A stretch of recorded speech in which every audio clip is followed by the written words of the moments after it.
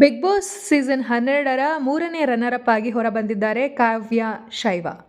Crazy star Ravichandran ಅವರು ಕಾವ್ಯ ಅವರನ್ನು ಹೊರಗೆ ಕರೆದುಕೊಂಡು ಬಂದಿದ್ದಾರೆ. ರವಿಚಂದ್ರನ್ ಅವರು ಒಳಗೆ ಹೋದ ನಂತರ ಸ್ಪರ್ಧಿಗಳಿಗೆ 5 ಲಕ್ಷ ತೋರಿಸಿ, ನನ್ನ ಜೊತೆಗೆ ಯಾರು ಬರ್ತೀರಾ ಅವರು ಈ ದುಡ್ಡನ್ನು ತೆಗೆದುಕೊಂಡು ಬರಬಹುದು, ಯಾರಾದರೂ ಬರ್ತೀರಾ ಅಂದರೆ 10 ರಿಂದ 15 ಲಕ್ಷ ಮಾಡ್ತೀನಿ ಅಂತೆಲ್ಲ ಹೇಳಿದರು.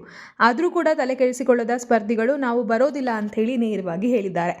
ಆಗ ರವಿಚಂದ್ರನ್ ಅವರು ಯಾರು ಜನರು ತೀರ್ಮಾನ ಮಾಡ್ತಾರೆ ಅದನ್ನು ನೋಡೋಣ ಅಂಥೇಳಿ ಒಂದು ಲೈಟ್ ಪೋಡಿಯಂನಲ್ಲಿ ಎಲ್ಲ ಸ್ಪರ್ಧಿಗಳನ್ನು ನಿಲ್ಲಿಸ್ತಾರೆ. ಆಗ ಬ್ಲಿಂಕ್ ಆಗದೆ ಲೈಟ್ ಹಾಗೇ ನಿಂತರೆ ಅವರು ಔಟ್ ಅಂತ ಹೇಳ್ತಾರೆ.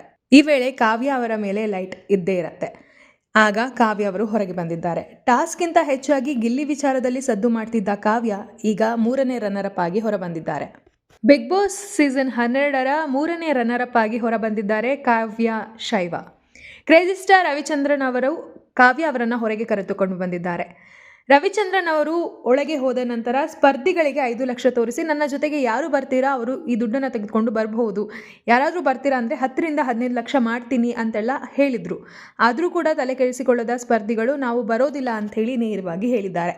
ಆಗ ರವಿಚಂದ್ರನ್ ಅವರು ಯಾರು ಜನರು ತೀರ್ಮಾನ ಮಾಡ್ತಾರೆ ಅದನ್ನು ನೋಡೋಣ ಅಂಥೇಳಿ ಒಂದು ಲೈಟ್ ಪೋಡಿಯಂನಲ್ಲಿ ಎಲ್ಲ ಸ್ಪರ್ಧಿಗಳನ್ನು ನಿಲ್ಲಿಸ್ತಾರೆ. ಆಗ ಬ್ಲಿಂಕ್ ಆಗದೆ ಲೈಟ್ ಹಾಗೇ ನಿಂತರೆ ಅವರು ಔಟ್ ಅಂತ ಹೇಳ್ತಾರೆ. ಈ ವೇಳೆ ಕಾವ್ಯ ಅವರ ಮೇಲೆ ಲೈಟ್ ಇದ್ದೇ ಇರುತ್ತೆ.